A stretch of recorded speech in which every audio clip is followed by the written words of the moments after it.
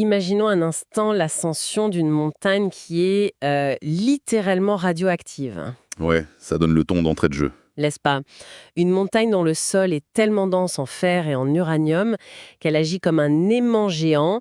Elle attire les orages les plus violents d'Europe directement sur ses sommets.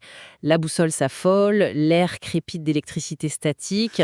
Et on sent cette odeur d'ozone qui prend à la gorge, tu sais, juste avant que la foudre tombe. C'est ça.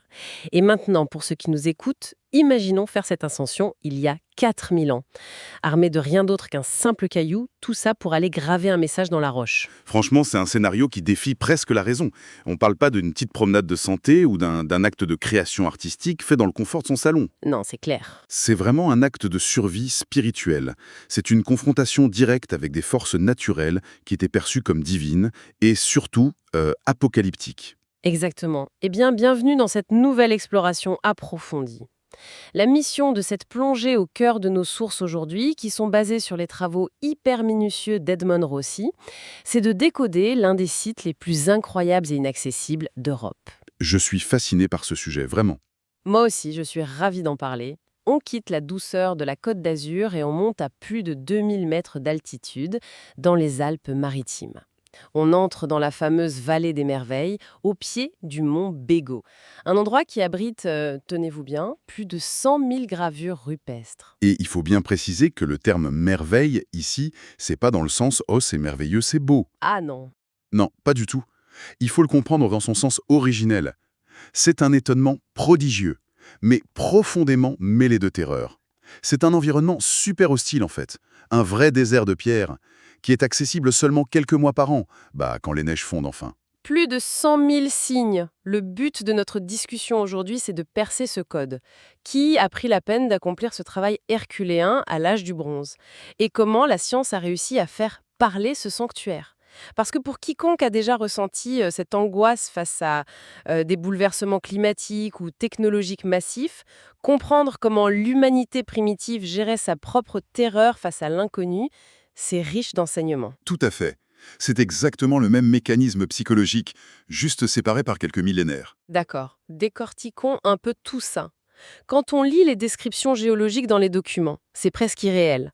On y parle d'un sol datant du Permien, riche en minéraux, avec du fer, du plomb, du zinc et même de la pêche blande. Ouais, la fameuse pêche blande. Mais faisons une petite pause ici.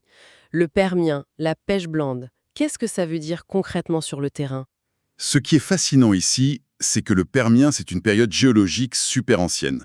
On parle d'il y a environ 250 à 300 millions d'années. Donc bien avant les dinosaures, quoi. Exactement, bien avant. Et c'est une époque avec une activité volcanique intense. Ça a laissé un héritage très particulier dans le sol du mont Bégaud. En gros, une concentration massive de métaux lourds. Et la pêche blande, pour répondre à ta question, c'est un minerai d'uranium. C'est littéralement radioactif. Fumerait. Donc on a une montagne bourrée de métaux et de radioactivité. C'est ça. Et cette densité de métaux enfouis, ça crée des anomalies magnétiques très puissantes. Si tu t'y promènes aujourd'hui avec une boussole, l'aiguille peut complètement s'affoler, tourner sur elle-même ou pointer n'importe où. Waouh. Pour nous, c'est une curiosité scientifique, mais imagine l'effet sur le système sensoriel d'un humain de la préhistoire.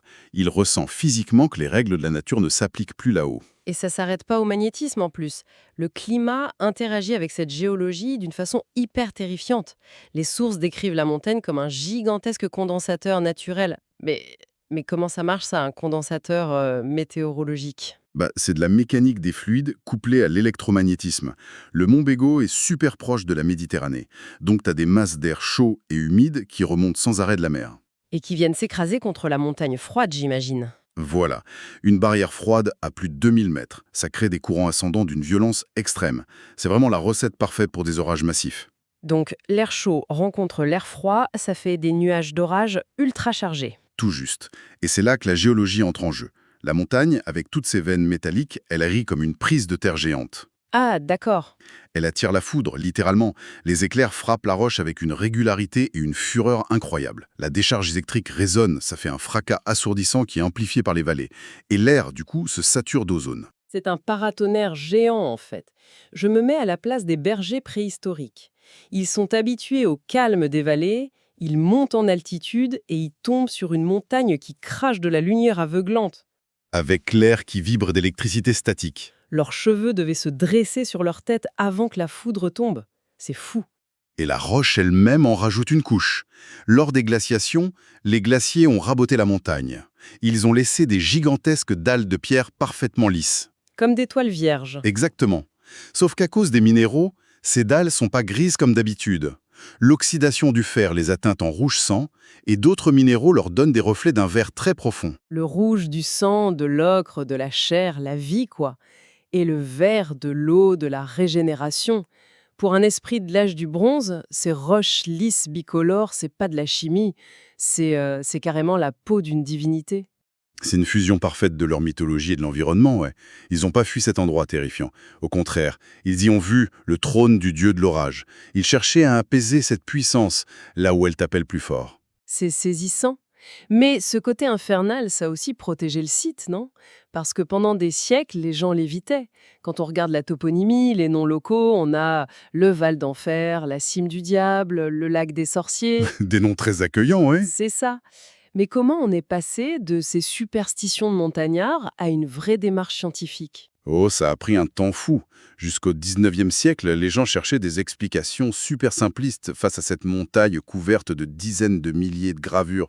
Certains érudits disaient très sérieusement que c'était juste des plaisanteries de bergers. Attends, pardon. Des bergers qui gravent 100 000 signes méticuleux dans un froid glacial, juste parce qu'ils s'ennuient à mourir? C'est ça. C'est tellement absurde. Et j'ai vu aussi cette théorie sur Hannibal dans nos sources. C'est quoi cette histoire? Le romantisme du 19e siècle, quoi. Ils adoraient l'idée que ces inscriptions étaient laissées par les mercenaires d'Hannibal quand il a traversé les Alpes avec ses éléphants. Ah ouais, ça fait une belle histoire, mais zéro preuve historique. Voilà, c'était exotique mais infondé. Le vrai tournant scientifique, il arrive grâce à des gens qui ont une obstination presque maladive. Et le premier, c'est Clarence Bicknell. Ah, Bicknell. J'ai adoré lire sur lui.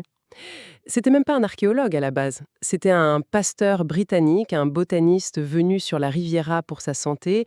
Il monte là-haut pour des plantes alpines et bam, il tombe sur ce sanctuaire. Et ça a changé sa vie. Il y a consacré ses 20 dernières années à partir de 1897. Faut s'imaginer l'époque, hein. Zéro route, zéro refuge. Il passait ses étés entiers dans ce désert de pierre complètement exposé. Et il a relevé combien de signes déjà? Plus de 14 000. Et tout ça avec la technique du calque et de l'estampage, en frottant du papier avec de la cire sur de la pierre glacée. Un boulot de titan, franchement. Et Carlo Conti a pris le relais, un sculpteur italien dans les années 20 et 30 qui a poussé le truc à un niveau carrément industriel. 15 étés de suite dans la vallée. Il faisait pas que dessiner, lui, il faisait des moulages en plâtre, Attends, du plâtre? Mais l'eau, la poudre, il montait ça comment? à dos de mulet, des tonnes de matos à plus de 2000 mètres d'altitude. Il appliquait son plâtre, il attendait que ça sèche, il redescendait ses plaques super lourdes et fragiles. Il a moulé 36 000 signes pour les sauver de l'érosion. C'est un sauvetage inouï. Et aujourd'hui, nos documents mentionnent l'équipe moderne du professeur Henri de Lumley. Eux, j'imagine qu'ils n'utilisent pas des mulets. On parle de photogrammétrie, de scan 3D. Exactement. Des modèles en 3 dimensions au millimètre près. Ça leur permet de voir la profondeur de la gravure et même de deviner quel type d'outil préhistorique a été utilisé pour frapper la roche. D'accord, alors là, je te coupe parce que j'ai besoin de soulever un point de friction. Je suis curieuse. Je comprends que la 3D montre comment ils ont tapé sur le caillou, mais comment on peut dater ça sérieusement? Sans matière organique, on ne peut pas utiliser le carbone 14 sur de la pierre. Donc, dire que ça a 4000 ans, c'est juste une supposition, non? C'est marrant que tu dises ça, c'est le grand cauchemar de l'archéologie rupestre. Mais si l'on relie cela à la situation dans son ensemble, la méthode pour contourner ça est brillante. On date pas la roche, on date le contenu des gravures. L'analyse typologique. C'est-à-dire les rivets, la forme du manche, tout ça, hein? Précisément. Les archéologues ont comparé ces formes hyper spécifiques avec de vraies armes en métal retrouvées dans des tombes européennes, comme celle de la culture du Nessis. Une S6. Faisons une parenthèse. C'est quoi exactement? C'est une grosse culture archéologique du début de l'âge du bronze, centrée sur l'Europe centrale, vers la République tchèque actuelle. C'étaient des maîtres métallurgistes. Et quand on croise la forme de leurs armes avec les gravures du bégot, ça correspond au millimètre. Mais pour pousser un peu le raisonnement, comment être sûr qu'ils n'ont pas juste recopié un vieux dessin des siècles plus tard? Qu'est-ce qui prouve la date exacte? Bonne question. Parce que le dessin montre des détails en 3D projetés en 2D, comme le système d'emmanchement, ce qui implique de connaître l'objet physiquement, d'être l'ingénieur de l'époque en gros. Et la patine de la roche, son oxydation, correspond au taux d'érosion de cette période. Donc tout converge vers la fin du chalcolithique et le début de l'âge du bronze, entre 2500 et 1500 avant notre ère. Le chalcolithique, c'est l'âge de cuivre, c'est ça? La transition avant qu'on découvre le bronze. C'est ça, l'aube de la métallurgie. Une révolution totale. C'est fou de se dire que la technologie de pointe de l'époque circulait déjà à l'échelle du continent. Bon, alors, et c'est là que ça devient vraiment intéressant. Le décor est planté, on a la date, mais que racontent ces 100 000 gravures, si c'est pas juste un catalogue d'armes? Il y a un thème qui écrase tous les autres. Plus de 60% des figures, ce sont des corniformes. Des taureaux? Des bovidés? Ouais, mais dessinés d'une façon très bizarre. Pas de profil ou au galop comme à Lascaux. Ils sont vus de dessus et ultra stylisés. Dans les relevés, parfois, l'animal ressemble juste à un Y ou un U avec une barre au milieu, non? Exactement. Le corps fait quelques centimètres et les cornes font 1 mètre de long. Les proportions n'ont aucun sens biologique. Ça me peut penser, c'est pas de l'art réaliste du tout. Il crée l'équivalent d'un logo d'entreprise pour l'âge du bronze. C'est une excellente analogie. L'animal n'est plus une bête, c'est un concept. La corne devient le symbole absolu de la puissance. On est vraiment aux prémices d'un alphabet idéographique. En dessinant un U avec une barre, je dis pas regarde la jolie vache, je transmets l'idée de force brute, de richesse. Et cela soulève une question importante justement sur leur psychologie. C'est l'expression d'un culte de la fertilité. Le dieu taureau, c'est très méditerranéen. D'ailleurs, sur les roches, ces corniformes sont souvent attelés à des arères, tu sais, l'ancêtre de la charrue. Donc le bœuf qui laboure pour amener la vie. Voilà. Sauf que ce besoin de fertilité est lié à une énorme anxiété. Et ça, on le voit avec le deuxième grand thème, les armes. 15 à 18% des dessins. Pourquoi graver des poignards et des hallebardes à côté des symboles agricoles? J'allais te le demander. Pourquoi mélanger la mort et les récoltes? Parce que l'âge du bronze, c'est violent. L'agriculture et le métal créent des surplus, donc de la richesse, donc des castes de guerriers, des invasions. Posséder une hallebarde en bronze à cette époque, c'est avoir une arme de destruction massive. De pouvoir absolu. Donc monter graver son poignard sur la montagne, c'est pas pour crâner. Pas du tout. C'est de la magie sympathique, une prière.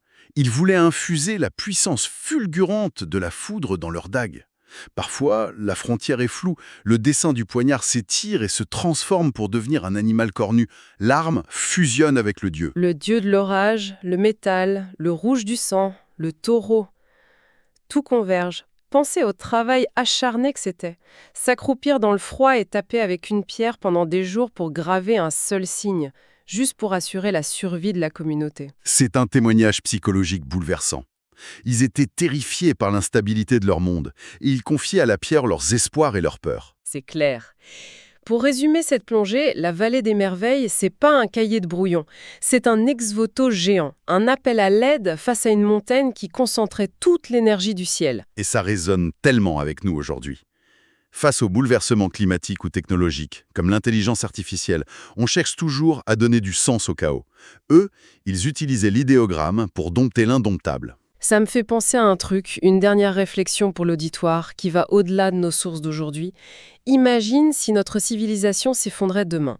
Qu'est-ce qu'on laisserait de vraiment indestructible pour les millénaires à venir? Oh, ça donne le vertige de penser à ça. Notre disque dur, c'est mort. Nos archives papier aussi. Ce qui va rester, c'est nos structures industrielles en béton armé. Exactement.